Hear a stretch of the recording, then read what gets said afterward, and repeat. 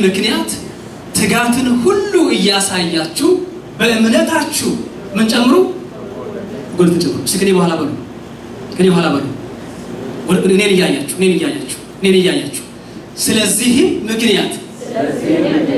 ስለዚህም ምክንያት ትጋትን ሁሉ እያሳያችሁ በእምነታችሁ በጎልትን ጨምሩ። አሜን። ጌታ የተባረከ ይሁን። ስለዚህም ምክንያት ይላል ቃሉ ሲናገር። ስለዚህም ምክንያት ስለምን ምክንያት? ቁጥር 1 ጀምሮ እስከ 4 ድረስ ሐዋርያው ጴጥሮስ የእግዚአብሔርን ቸርነት አስተማራቸው። እግዚአብሔር እንደጠራቸው በከበረ እምነት እንደጠራቸው ከመለኮት ክብሩ ተካፋይ እንዳደረጋቸው ጸጋና ሰላም እንዳበዛላቸው እንደዚሁም ደግሞ ለመንፈሳዊ ሕይወት የሚያስፈልገው ነገር በሙሉ እንደሰጣቸው እንደዚሁም ደግሞ የከበረና ታላቅ የሆነ ተስፋ እንደሰጣቸው ካስተማራቸው በኋላ ስለዚህ ምክንያት ይላል። በዚህ ምክንያት ስለዚህም ምክንያት ምን አደረጉ? እንደዚህ አሉ። ስለዚህ ቁጥር 1 ጀምሮ እስከ 4 ድረስ ያለው ክፍል የእግዚአብሔር ድርሻ ነው። ስለሰጠን፣ ስለጠራን፣ ስላደረገልን የሚለው ከ5 ጀምሮ እስከ 7 ድረስ ስትመለከቱ የማን ድርሻ ነው? የኛ ድርሻ ነው። በዚህ ላይ ይሄን ነገር ጨምሩ፣ እዚህ ላይ ይሄን ነገር ጨምሩ ነው የሚለው። ስለዚህ የእግዚአብሔር ድርሻ ደግሞ የኛ ድርሻ አለ። ወላጆች ወገኖቼ መንፈሳዊ ሕይወት የናንተን ድርሻ ይፈልጋል። አሜን ነው። አሜን ነው። እግዚአብሔር ጠራን፣ እግዚአብሔር ዋጀን፣ በደሙ ቀደሰን፣ ሰላምን ሰጠን፣ በነፍስ በሥጋ ባረከን። አሁን ከዚህ በኋላ የኛ ድርሻ አለ። የኛ ድርሻ ምንድን ነው? የኛ ድርሻ ከእግዚአብሔር ጋር መስማማት ነው። ከቃሉ ጋር ከመንፈሱ ጋር መስማማት የኛ ድርሻ ነው። አሜን ነው ወይ? ጌታ የተባረከ ይሁን። እና ምን ያለ ክፍሉ? ስለዚህም ምክንያት ይላል። ስለዚህም ምክንያት ጌታ ለምንድን ነው የምትከተሉት? ያመናችሁበት ምክንያት ምንድን ነው? መግደላዊት ማርያም ብትጠይቋት መግደላዊት ማርያም ለምን ነው ጌታ የምትከተዩ ብላችሁ ብትጠይቋት ምን የምትል ይመስላችኋል? 7 አጋንንት ነበረብኝ፣ እሰቃይ ነበር። ነገር ግን ጌታ ኢየሱስ ነፃ ስላወጣኝና ስለፈወሰኝ አመልካለሁ ነው የምትለው። አልዓዛር ደግሞ ብትጠይቁት አልዓዛር ለምን ነው ጌታ የምታመልኩት ብላችሁ ብትጠይቁት አልዓዛር ምን የሚላችሁ ይመስላችኋል? ወጪ ነበር ከሞት ስላስነሳን አመልካለሁ ነው የሚላችሁ። የእናንተስ ምክንያት ምንድን ነው? ለምን ጌታ ትከተላላችሁ? ጌታ የተባረከ ይሁን፣ ስሙ የተባረከ ይሁን። አሜን ነው ወይ? የኔ ምክንያት እኔ ምክንያት አለኝ። ብዙ ጊዜ ነግሬያችኋለሁ። ልጅ ሆኜ ነው ጌታ ቤት ያደግኩት። ልክ አሁን እንደነ ዳዊት፣ እንደነ ርብቃ፣ እንደነ ጌዲዮን ክርስቲያን ፋሚሊ ተወልጄ እንደማደጌ መጠን አፌን የከፈትኩት በጸሎት በመዝሙር በጥቅስ ነው እና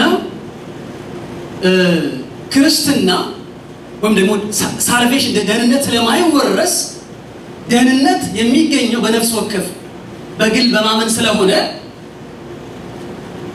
አስታውሳለሁ። ምንም ልጅ ብሆን የ8 ዓመት ልጅ ሆኜ እያለሁ እንደዚህ አንድ ቀን እሑድ ቀን ነው ገና የ8 ዓመት ልጅ ትንሽ ልጅ ሆኜ እያለሁ እንደዚህ ቸርች ውስጥ ሰባኪው ይሰብካል። ስለ ወንጌል ነው የሚሰብከው። ስለ ወንጌል፣ ስለ እግዚአብሔር ፍቅር እንዴት ኢየሱስ ክርስቶስ ስለኛ ኃጢአት መስቀል ላይ እንደሞተልን እየሰበከ እያለ በልቤ ውስጥ ይቃጠል ነበር። ከዚያ በኋላ ጥሪ ሲያደርግ መጀመሪያ ነው የሄድኩት ሰው እኔ ነኝ። ጌታን ተቀበልኩ። ምንም እንኳን ከዚያ በፊት ዝማሬ ባቅም ጥቅስ ባቅም ጸሎት ባቅም ነገር ግን በዚያን ቀን ህይወትን ለጌታ ኢየሱስ ክርስቶስ ሰጠሁት። ስሙ የተባረከ ይሁን። ከዚያ ቀን ጀምሮ ፍቅሩ ይጨመረናል ያለው በውስጡ። አሜን ነው ወይ? አሜን ነው። ስለዚህ የኔ ምክንያት ፍቅሩ ነው፣ የወንጌል ጥሪው ነው። ጌታ ይባረክ። ለምን እንደሚለው ቃሉ ስለዚህም ምክንያት ይላል። ስለዚህም ምክንያት ትጋትን ሁሉ እያሳያችሁ ይላል።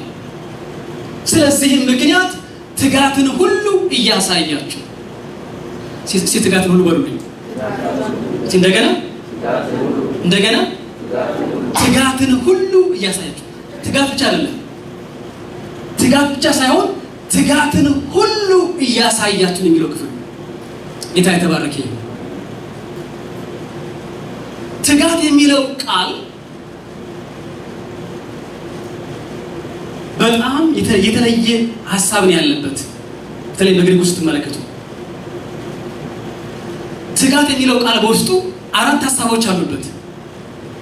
አንደኛው ጉጉት ማለት ነው። ጉጉት መጓጓት አለበት። ሁለተኛው ደግሞ ትጋት የሚለው ቃል መቻኮል መጣደፍ በውስጡ አለበት። ሶስተኛው ደግሞ ትጋት የሚለው ቃል ፓሽን አለበት፣ መቃጠል አለበት በውስጡ። ፓሽን ፍላጎት በውስጡ አለበት። ስንት እስከ እንደዚህ ያልኳችሁ 3 ምንድነው? ትጋት የሚለው ቃል ውስጡ ጉጉት አለበት፣ ፍላጎት አለበት፣ ፓሽን ወይ መቃጠል አለበት፣ አራተኛው ፍላጎት አለበት። ስለዚህ ትጋት ማለት በፍላጎት ከውስጥ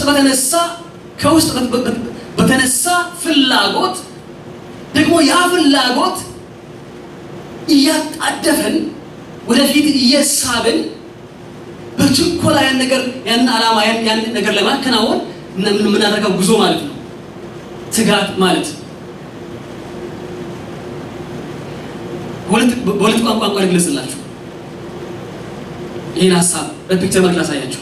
አንደኛው ይሄኛውን ትጋት የሚለውን ሀሳብ የሚገልጸው የፈረስ ግልቢያ ጊዜ የሚታይ የፈረሶች ሁኔታ ነው። እንዳቂ እዚህ እንደምኖራችሁ መጠን ስለ ደርቢ እናውቃለን ሁላችንም። ምናልባት እዛ ሄደን ባናይ በቲቪ ላይ አይተናል። አይታችኋል።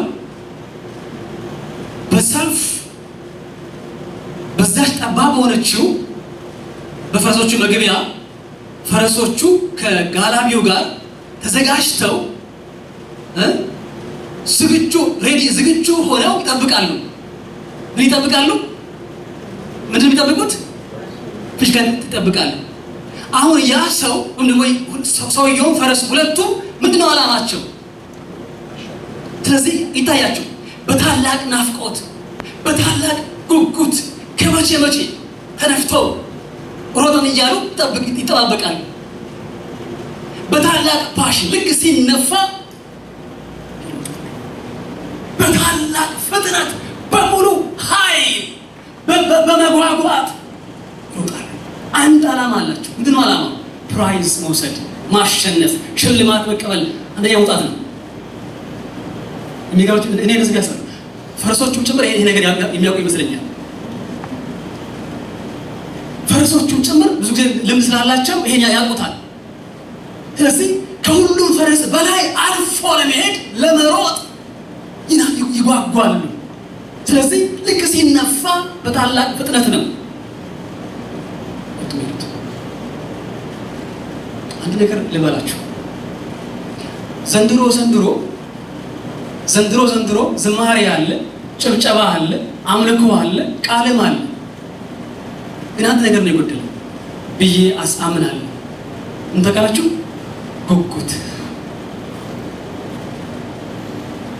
ያጎሏል።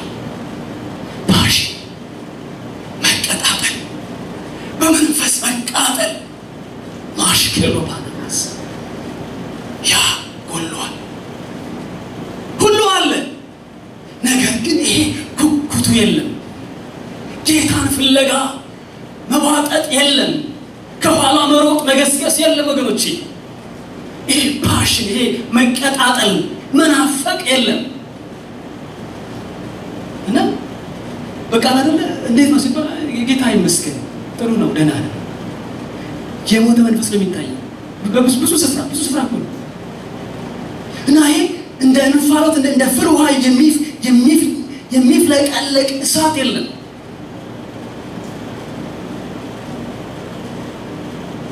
ወገኖቼ የጥንት አማኞች እንደዚህ አልነበሩ። የጥንት ክርስቲያኖች ጌታን ሲቀበሉ ያላቸው ናፍቆት፣ ያላቸው ትጋትና ጉጉት፣ ያላቸው ፓሽን በጣም ታላቅ ነው።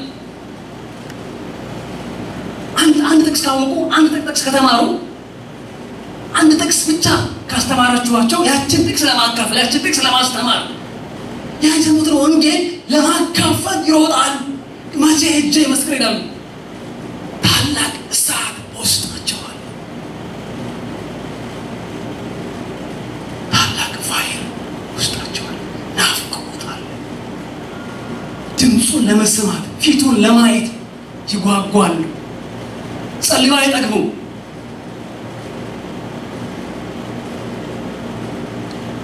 ኢትዮጵያ ውስጥ የኢትዮጵያ ሐዋርያው ጳውሎስ የሚባሉ አባት አሉ። ብዙ ጊዜ ነግራችኋለሁ።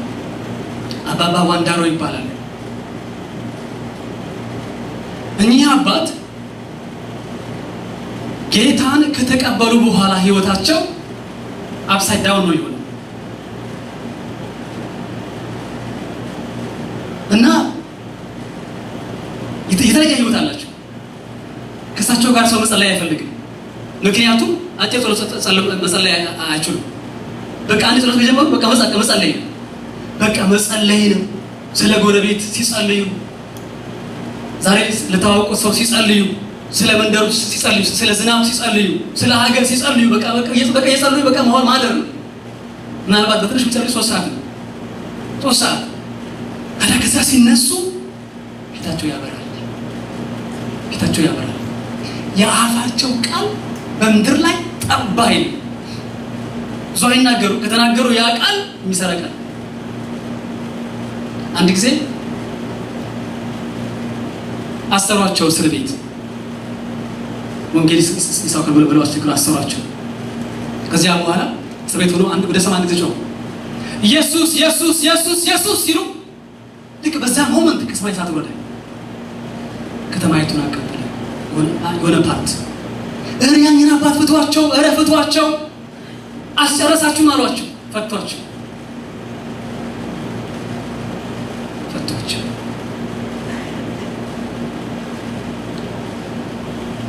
አንድ እንግዲህ ይሄ ገና በንጉሶቹ ዘመን ስለነበረ አንድ ባላባት ትልቅ ሰው ቦርጫም የሆነ ሰው በፈረስ እሱ እየሄደ እሳቸው በእግራቸው እየሄዱ ወንጌል እየሰበኩ ለነገሩ ሚስዮናውያን አባባ ፈረስ ገዝተን እንስጦት አሏቸው። ፈረስ ገዝተን እንስጦት፣ ምክንያቱም እርሱ ብዙ ስፍራ ወንጌል ለማገልገል ስለሚሄዱ እንዳይደክሞት ፈረስ እንስጦት አልፈልግም አሉ። እኔ በፈረስ ሲሄድ ለእግረኛ ማን ነው ወንጌል የሚሰብከው? ከፈረስ ላይ ሆኜ ነው በኢየሱስ ስም ብዬ የምናገር አይደለም። ከእሱ ጋር አብሬ እየሄድኩ ሰብካለሁ መሰክራለሁ ብለው አልፈልግም አሉ። እና እኚህ ባላባት ቦርጫም ሰው በፈረስ ተቀምጠው እየሄዱ እኚህ አባት በቃ ያረጀ መጽሐፍ ቅዱስ ይዘው በቃ እየመሰከሩ ይዞራሉ። እየሰበኩ በየሰፈሩ በኢየሱስ ስም ይወዳል ምናምን እያሉ ዞራሉ። ታዲያ እኚህ ቁጭ ከላይ ፈረስ ላይ ቁጭ ያለው አባት አንተ አሁን ያረጀ መጽሐፍ ነው ይዘው የምትዞረው አምጣ ብለው ቀምተው ወስደው ሁለት ተርትረው ወረወሩ። መጽሐፍ ቅዱስ ወደ ላይ አዩና አንተ የአምላኬን ቃል ነው የምትቀዳው? እግዚአብሔር አንተን ይቀዳሃል ችን ተናገሩ። ሰውየው ቤት ደርሰው ከፈረሱ ወርደው ወንበር ላይ ቁጭ ሲሉ ተተረተረ ወዳቸው፣ እዚያ ሞቱ።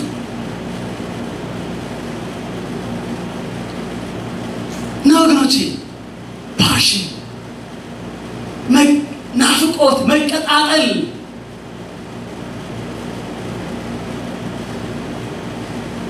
የእሳቸው ናፍቆት ወንጌል ነው። ወንጌል ነው፣ ጸሎት ነው፣ የእግዚአብሔር ነገር ነው። ዛሬ ያ ፓሽን ያ ጉጉት ያ ትጋት ዘንድሮ ለምንድን ነው? ስለዚህ ምክንያት ትጋትን ሁሉ እያሳያችሁ እየናፈቃችሁ በመንፈስ እየተቃጠላችሁ እየጓጓችሁ እየፈጠናችሁ ማለት ነው። ጌታ የተባረከ ኢየሱስ ጌታ ነው። ክብር ለስሙ ይሁን። ወገኖቼ ሰው የሚጓጓው ብዙ ጊዜ ጉጉት የሚፈጥረው በቃ እዚህ ውስጥ ደስታ የሚፈጥረው ሰው ነገር የሚናፍቀው ምን ነገሩ ምን ሲሆን ጥሩ ነገር ሲሆን ጥሩ ነገር ሲሆን በቃ ደስ የሚያሳይ ነገር ሰው ይጓጓል። አሁን ምን ማለት መሰላችሁ? ለእግዚአብሔር ነገር ጉጉት መጥፋት ፓሽን ይሄ ከውስጥ የሆነ መነሳሳት መጥፋት ማለት ምን ማለት መሰላችሁ? የእግዚአብሔር ነገር ብዙ አያጓጓ ማለት ነው። ብዙ ይሄን ያህል አያጓጓ ማለት ነው ትርጉሙ። ይሄን ያህል ደስ አያሰኝም ማለት ነው ትርጉሙ። እንግዲህ ወገኖቼ ከወንጌል በላይ ምን ደስ ያሰኛል? ከኢየሱስ በላይ ከመስቀሉ በላይ ምን ደስ ያሰኛል ወገኖቼ? ስለዚህ በትጋት ነው እንድትከተሉ የሚገባ። እንደዚያ እንደ ደርቢ ፈረሶች ጌታን ለማገልገል በስሙ ለመመስከር ለመሮጥ መናፈቅ አለብን ማለት ነው። ጌታ የተባረከ ይሁን። ሁለተኛው ይሄ ትጋት የሚለውን ሐሳብ በትንሹ የሚገልጸው የዘኪዮስ ሁኔታ ነው። ስለ ዘኪዮስ ሁሉ ያውቃል። ዘኪዮስ ማን ነው? አጭር ቀራጭ። ባጭሩ ዘኪዮስ አጭር ቀራጭ ነው። አጭር ነው ቁመቱ። ስራው ምንድነው? ቀረጥ የሚያስከፍል ቀራጭ ነው። በዘንድሮ ስራ ቢሆን የግብርና ሚኒስትር ታክስ ኮሌክተር ነው። ገና ሰራተኛ ነው። የገንዘብ ሚኒስትር ቅርታ እና ይሄ ዘኪዮስ ስለ ኢየሱስ ዝና ሰማ። በጣም ባለጸጋ ነው ዘኪዮስ። በጣም ሀብታም ሰው እና ስለ ኢየሱስ ዝና ሲሰማ ስለነበረ አንድ ቀን በዛ መንደር ኢየሱስ እንደሚያልፍ አወቀና መጣ። ኢየሱስ የትም ስፍራ ሲሄድ ብቻውን ስለማይሄድ ሰው አጅቦ ስለሚሄድ ብዙ ነገር ፈላጊዎች ሰዎች ስለሚከተሉት ከኋላ ሆኖ በቃ ቢሮጥ ምን ቢል በቃ ማለት አቃተው። ሰዎች እንትን ብለው ወደዛ ቢሮጥ ወደዚህ ቢሮጥ በቃ አልቻለም ሊያየው ናፈቀ። በቃ ማለት ፈለገ። ስለዚህ ተንግቷል። አሁን ዘኪዮስ ኢየሱስን ላለማየት ምክንያቶች አሉት። አንደኛ ባለጸጋ ነው። ሁለተኛ ደግሞ ሞክሯል፣ ጥሯል፣ አልቻለም። ስለዚህ አይ በቃ ብሎ መሄድ ይችል ነበር። ምን ያደረገው? ልክ እንደ ሕፃን ልክ እንደ ልጅ ለትንሽ ልጅ ወደፊት ቀድሞ በሌላ መንገድ ወደፊት አርፎ ቀድሞ ሄደና ዛፍ ላይ ወጣ ነው የሚለው መጽሐፍ ቅዱስ። ሾላ ዛፍ ላይ ወጣና ከላይ ሆኖ ማየት ጀመረ። ደስ አለው ሲመለከተው። ኢየሱስ አየውና እና ወደ ዛሬ ቤት ላድር ይገባኛል ብሎ ጠራው። ሕይወቱ ቤቱ ኑሮ ተለወጠ። ስሙ የተባረከ። ስለዚህ ወገኖቼ ያ ናፍቆት፣ ያ ሩጫ፣ ያ መጣጣር፣ ወደ ላይ መውጣት መዋጥ ወገኖቼ ያስፈልጋል። ወገኖቼ የጌታን ነገር ለመያዝ ፊቱን ለማየት ክብሩን ወገኖቼ ለማየት መናፈቅ አለብን። አሜን ነው። መጓጓት አለብን።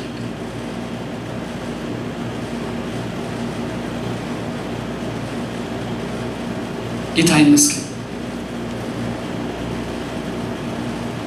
ይኸውላችሁ ሰማያት አርግዘው ነው ያሉት። ሰማይ ቅባት አርግዟል፣ መንፈስ አርግዟል፣ ቃል አርግዟል። በሰማያት በቂ የሆነ ጸጋ ነው ያለው። ነገር ግን ይሄ የሰማይ ጥልና በረከትን ለመውሰድ ያንተና ያንቺ ናፍቆት ትጋት ያስፈልጋል።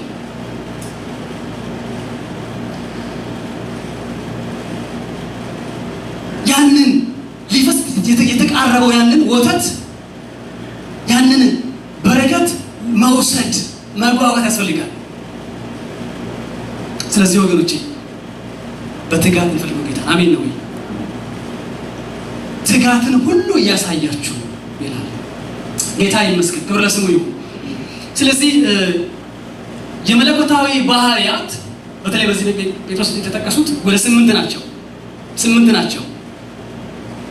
ዛሬ ሁለቱን ነው ነካ አድርጌ ያልፋል። ሁለቱን አንደኛው ምንድን የሚለው ቃሉ ስለዚህ ምክንያት ትጋትን ሁሉ ያሳያችሁ ምናችሁ ላይ ነው የሚለው እምነታችሁ ላይ በጎነትን ጨምሮ ይላል። ስለዚህ አንደኛው መለኮታዊ ባህሪ ምንድነው? እምነት ነው። እስቲ እምነት በሉልኝ። እምነት እስቲ እንደገና እምነት በሉልኝ። እምነት ጌታ ይመስገን።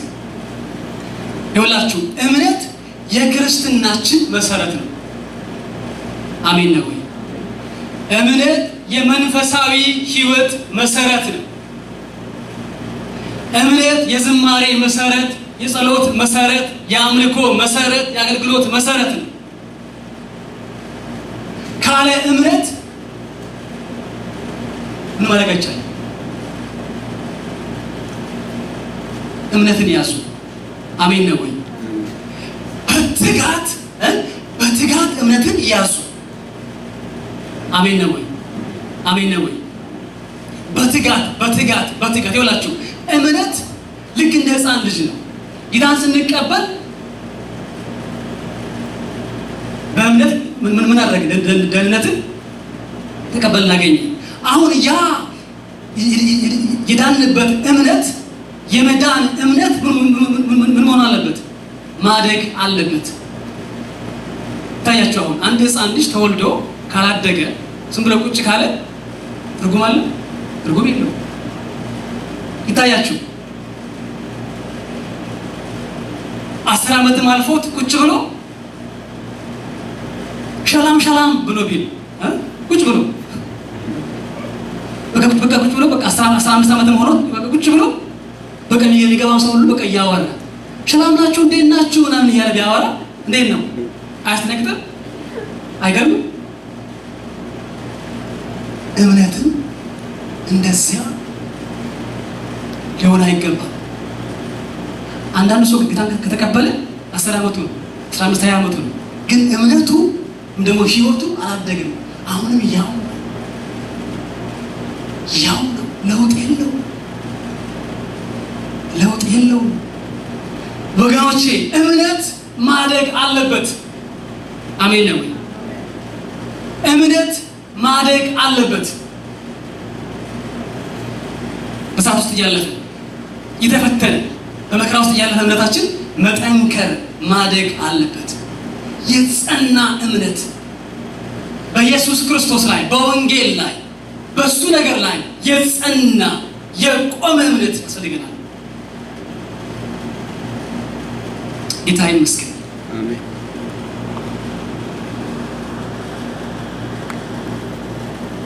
እምነታችሁ ምን ያህል ጠንካራ ነው? እምነታችሁ ምን ያህል ጽኑ ነው? ይኸውላችሁ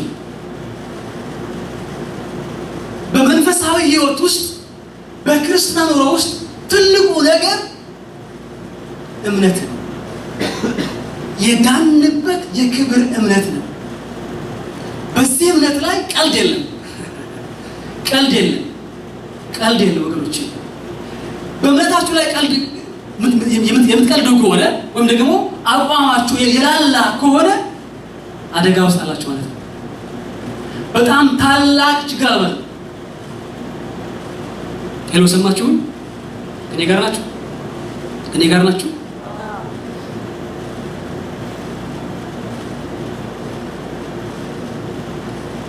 በእምነታችሁ ላይ በዳናችሁበት እምነት ላይ በተጠራችሁበት እምነት ላይ አቋማችሁ የጸና ካልሆነ አቋማችሁ እንደ ታላቅ የህንፃ መሰረት በሲሚንቶ በብረት በደንብ ተወጥሮ በድንጋይ ተሞልቶ እንደ ጸና መሰረት የጸና ካልሆነ በስተቀር ትልቅ ችግር አለ።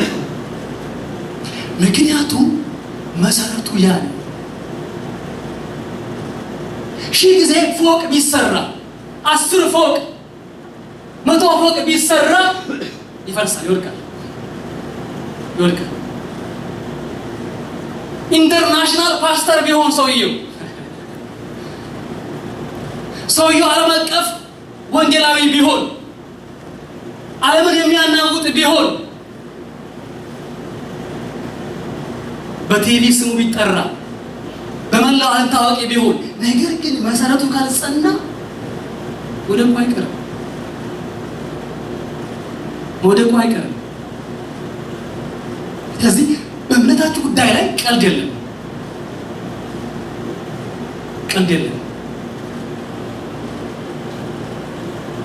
ወገኖች። በእምነቴ የመጣ በኃይሌ የመጣ ነው። በእምነቴ የመጣ በህይወቴ የመጣ ነው። አቋም ያስፈልጋል። ጌታ ይመስገን። ስለዚህ ያቃሉ ስለዚህም ምክንያት እግዚአብሔር ስለጠራን ክብሩን ቅድስናውን ስላለበሰን ሰላሙን ጸጋውን ስለሰጠን ስለዚህ ምክንያት ትጋትን ሁሉ እያሳያችሁ በእምነታችሁ ላይ ነው የሚለው። ተመልከቱ፣ በእምነት ላይ ነው። ሌላ ነገር ቢጨመር ስምንት ነገሮች ናቸው ብያችኋለሁ። እነዚህ 8 ነገሮች ልክ እንደ መሰላል ወይም ደግሞ ልክ እንደ ህንፃ የሚገነቡ ነገሮች ናቸው። 8ኛው ፍቅር ነው። ስንደርስ እንመለከታለን። የመጨረሻ መቋጫው ፍቅር ነው። ነገር ግን መሰረቱ ምንድነው? እምነት።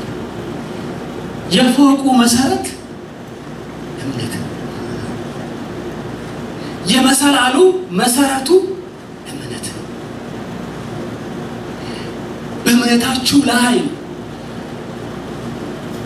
በእምነታችሁ ላይ ጸሎት ጨምሩ። በእምነታችሁ ላይ ቃል ማጥናት ጨምሩ። በእምነታችሁ ላይ ዝማሬ ጨምሩ። ግን እምነት ከሌለ ዋጋ የለውም።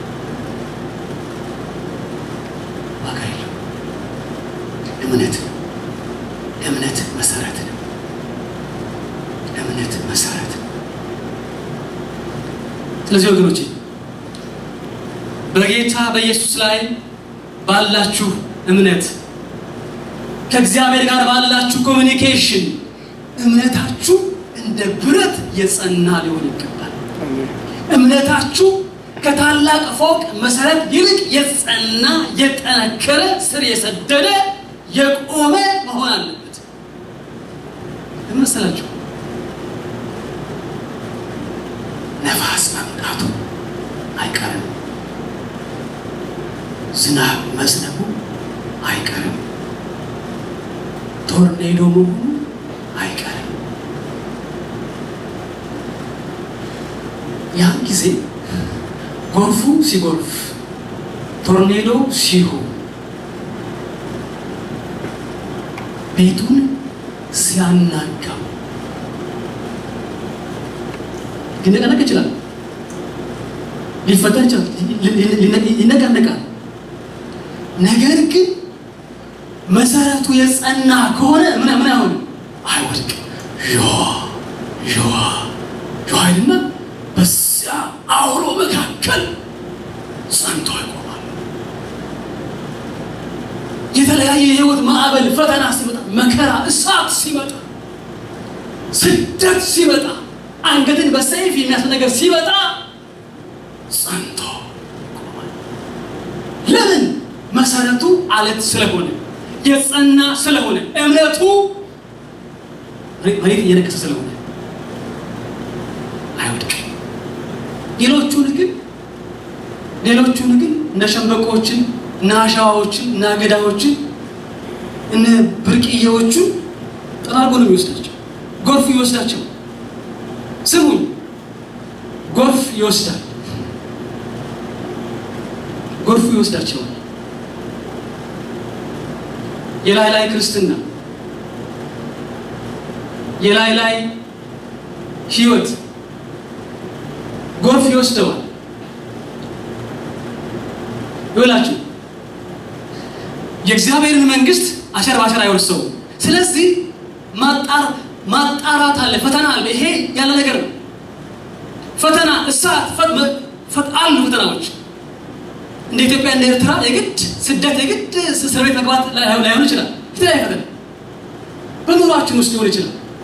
የተለያየ ነገር በዚያን ጊዜ ወገኖቼ መጽናት መቆም ያለብን። አሜን ነው ወይ? ኢየሱስ ጌታ ነው። ኧረ ኢየሱስ ጌታ ነው።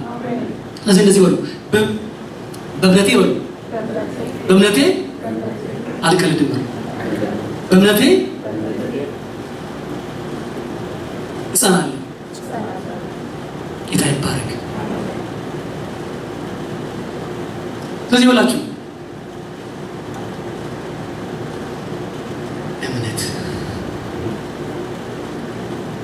በእምነታችሁ ላይ እምነት የጸና እምነት በክርስቶስ ኢየሱስ ላይ በወንጌል ላይ የጸና የማይነቃነቅ በፍጹም የማይነቃነቅ በጭራሽ ስለምንም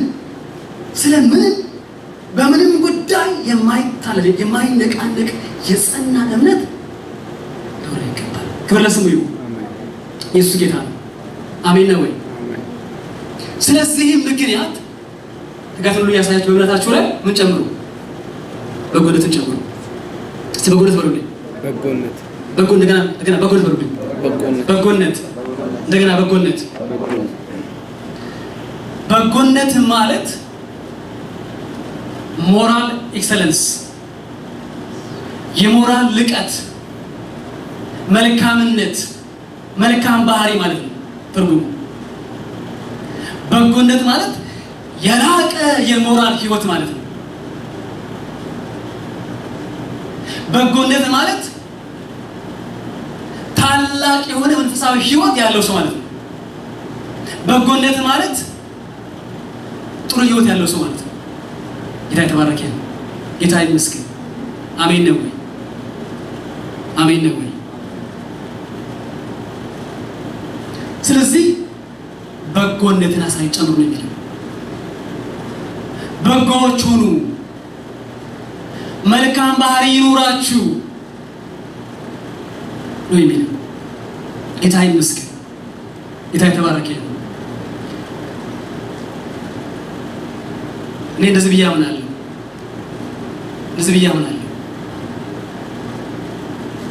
በየመንደሩ፣ በየስራ ቦታ፣ በየትምህርት ቤቱ፣ በየአካባቢው በጣም የተከበረ ሰው፣ ታላቅ ጨዋ ሰው፣ አንተ የሚባል ሰው ማን ብሎ ቢጠየቅ አማኝ ነው። ክርስቲያን ከክርስቲያን በላይ በጎ ማን አለ? እውነቴን እኮ መሆን ያለበት ቃሉ የሚናገረው ይሄን መሆን ያለበት። ስለዚህ በየስፍራው በየመንደሩ ምሳሌ መሆን ያለበት ታላቅ ሰው፣ የተከበረ ሰው፣ ጨዋ ሰው፣ መልካም ሰው፣ ቸር ሰው፣ በጎ ሰው ማን ነው? አማኝ ነው፣ ክርስቲያን ነው። ጥያቄው አንተ ያ ሌቭል አለ፣ ያ ደረጃ አለ፣ ያ ኳሊቲ አለ? ጥያቄው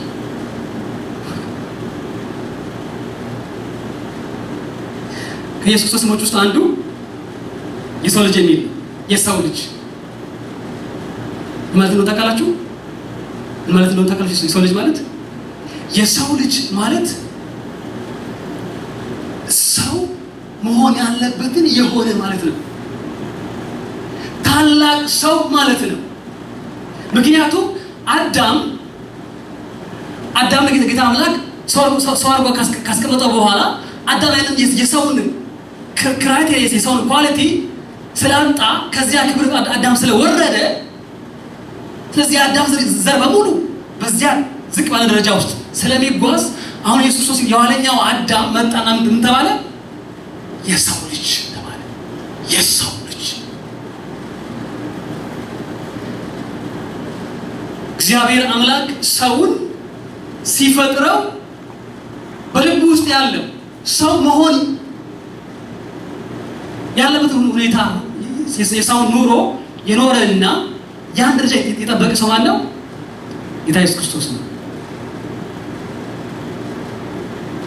ስለዚህ አሁን ልጆቹ በስሙ ያመኑ ልጆች እንደሱ መኖር አለብን። የሰው ልጅ በጎ የሆነ ጨዋ የሆነ መልካም ባህሪ ያለው ሰው። አሜን አሜን ነው ወይ? ክብር ለስሙ ይሁን። ስሙ ይባረክ። ጌታ ይመስገን። ይኸውላችሁ የክርስቲያን ሕይወት የተከፈተ መጽሐፍ ቅዱስ ነው። አሜን አሜን ነው ወይ? የሰማችሁኝ ነው? የክርስቲያን ሕይወት የተከፈተ መጽሐፍ ቅዱስ ነው። ሰዎች ያነቧችኋል፣ ቢገባችሁም ባይገባችሁም በጣም ሰዎች ያውቋችኋል። ሰዎች በደንብ አድርገው ያውቋችኋል። የማታስቡት ሰው ያውቃችኋል።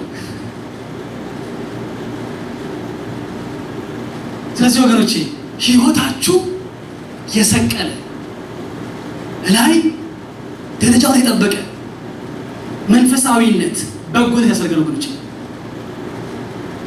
ምክንያቱም በእኛ ውስጥ የእሱ ባህሪ ስላለ ከመለኮታዊ ባህሪ ውስጥ ስለተካፈልን ያንን የእሱን ክብር በእኛ ውስጥ ማሳየት አለብን። ጌታ ይመስገን። ክብር ለስሙ ይሁን። ክብር ለስሙ ይሁን። ጌታ የተባረከ ይሁን። ስለዚህ ወገኖቼ በጎዎቹ አሜን ነው ወይ? ክፉ አትሁኑ። ለልጆቻችሁ ክፉ አትሁኑ። ለጎረቤቶቻችሁ ክፉ ጨካኝ አትሁኑ። በጎዎቹ፣ መልካሞች፣ ቸሮቹ፣ ለሰው ሁሉ በጎ ሁኑ። ለሰው ሁሉ ለማታውቁት ሰው በጎ ሁኑ። ለማታውቁት ሰው በጎ። የማን ባህሪ ነው ይሄ? እግዚአብሔር ባህሪ በጎ። አሜን ነው። ጌታ ይመስገን። ስለዚህ ወገኖቼ ስለዚህ ምክንያት እግዚአብሔር ስለጠራ በልጁ ደም ስለዋጀን ስለቀደሰን ስለባረከን ሰላም ስለሰጠን በዚህ ምክንያት ትጋትን ሁሉ እያሳየን በታላቅ ትጋት እምነት ይዘን በዚህ እምነት ደግሞ በጎነትን እየጨመርን ጌታን ማስከበር አለብን ማለት ነው። ጌታ የተባረከ ነው። ቆመን እንጸልይ።